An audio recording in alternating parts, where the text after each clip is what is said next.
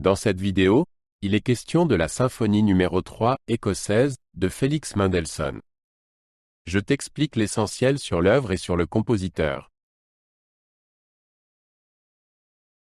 Felix Mendelssohn, né en 1809 à Hambourg, était un compositeur, chef d'orchestre et pianiste allemand de l'époque romantique. Dès son enfance, il a fait preuve d'un talent musical exceptionnel. Ses œuvres comprennent des symphonies, des ouvertures de concerts, des oratorios et des pièces pour piano. La symphonie numéro 3, également connue sous le nom de « symphonie écossaise », est l'une de ses œuvres orchestrales les plus connues.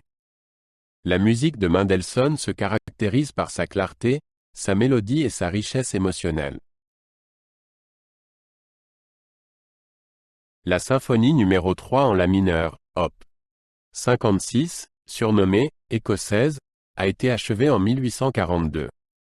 Elle est basée sur les impressions que Mendelssohn a recueillies lors d'un voyage en Écosse en 1829. Il fut particulièrement impressionné par les ruines du Holyrood Palace à Édimbourg. Les premières esquisses ont été réalisées lors de ce voyage, mais la composition finale s'est étalée sur plus d'une décennie. La première représentation eut lieu le 3 mars 1842 à Leipzig. La symphonie écossaise se compose de 4 mouvements joués sans interruption. Le premier mouvement commence par une introduction sombre, suivie d'un allegro animé. Le deuxième mouvement est un vivace joyeux qui rappelle la musique de danse écossaise.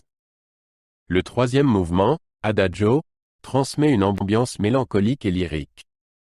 Le dernier mouvement, Allegro vivacissimo, est une danse puissante et rythmée qui se termine par un final triomphal. La symphonie écossaise se caractérise par une orchestration claire et des thèmes mélodiques. Mendelssohn utilise des éléments de la musique populaire écossaise, notamment dans le deuxième mouvement avec ses rythmes dansants. Le lien thématique entre les mouvements crée une structure cohérente.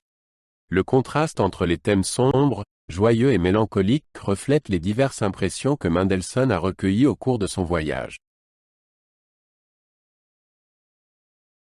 La symphonie écossaise est un exemple de la capacité de Mendelssohn à interpréter musicalement les voyages et les paysages. Elle allie mélodie romantique et structure claire, créant ainsi une atmosphère unique. Cette symphonie est considérée comme l'une des meilleures symphonies à programme romantique.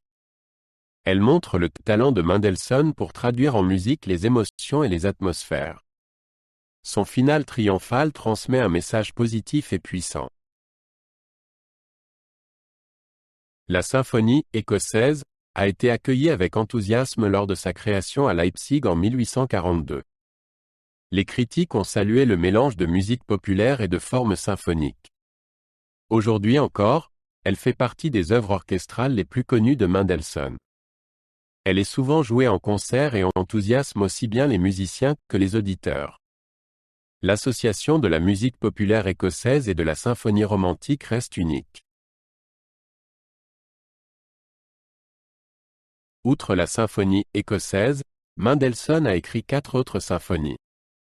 La symphonie italienne est basée sur des impressions de son voyage en Italie et est particulièrement joyeuse et vivante.